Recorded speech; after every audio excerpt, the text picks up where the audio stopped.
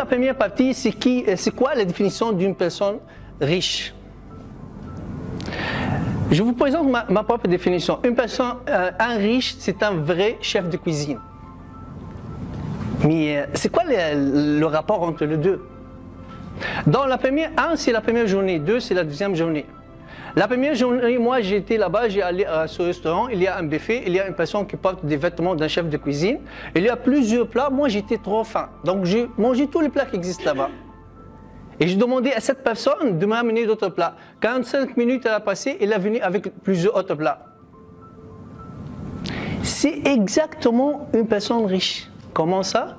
Une personne riche, c'est une personne qui a beaucoup d'argent, qui a des immobiliers, il a des voitures, des compagnies, mais il peut perdre tout.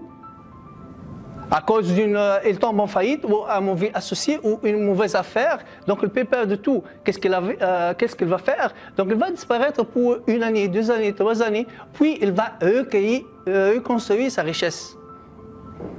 La deuxième journée, qui est la photo 2, j'étais là-bas, je me présentais au restaurant, j'ai trouvé une personne qui porte les vêtements d'un chef de cuisine, j'ai trouvé des plats, j'ai mangé tout, et puis j'ai demandé à la même personne de me préparer d'autres plats.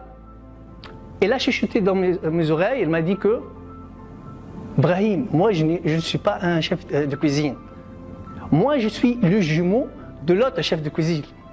Mais puisqu'il est malade, je viens aujourd'hui pour le remplacer. Donc je ne sais pas comment faire les plats. Et ça exactement la personne pauvre. Il se peut qu'une personne pauvre, au moyen, qui a de l'argent, ok?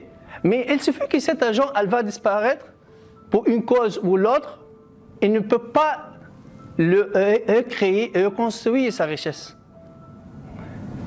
Robert Kiyosaki, dans son livre Père riche, Père pauvre, qu'est-ce qu'il dit exactement? Il dit qu'une personne riche, ce n'est pas une personne qui a beaucoup d'argent. Une personne pauvre, ce n'est pas une personne qui n'a pas de l'argent.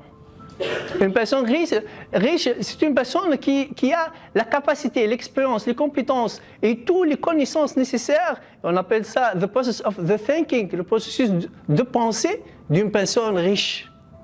Et même s'il tombe en faillite, il perd tout, il peut construire sa richesse. Une personne pauvre, ce n'est pas une personne qui n'a pas de l'argent. Parce que si vous cherchez dans Internet, vous trouvez plusieurs histoires des personnes qui ont gagné dans les loteries. Ils ont gagné beaucoup d'argent. Et ça, c'est réel.